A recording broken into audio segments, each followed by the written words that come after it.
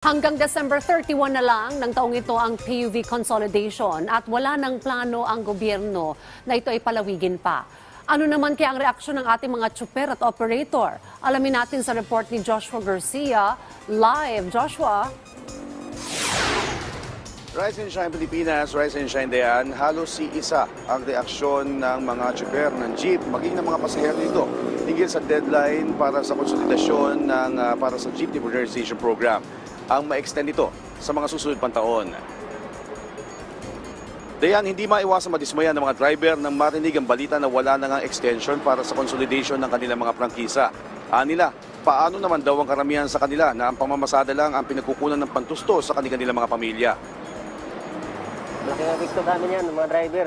Wala na kami hanap buhay. Wala na kami trabaho, wala na pagpakitaan. Bakit naman ganun ginagawa nila? Wala pa naman ipapalit na modernong jeep. Paano na ngayon yan? Pag sa January, saan naman kami saan naman kukuha ng panggastos Lalo ako, may pinag-aaral ako 2 college sa isang K-12. Habang ang ilan naman sa mga pasahero ay nais din sana na ma-extend na nasabing deadline para nila hindi maapektuhan ng karamihan sa kanila na commuter. Pero gayunpaman, sana raw ay huwag ilayo sa orihinal na disenyo ang mga jeepney na dadaan sa modernisasyon para hindi pa rin mawala ang gawang Pilipino. Extend yan kasi maraming pasahero na na nagko-commute araw-araw. Yun yung nakatatak sa Pilipino yung jeep na to Nakikilala yung Pilipinas dahil sa jeep na to Dayan, sa kabila naman ito, nanatiling matatag ang paninindigan ng gobyerno na hindi na palalawigin pa ang deadline na ibinigay para sa mga operator ng jeep.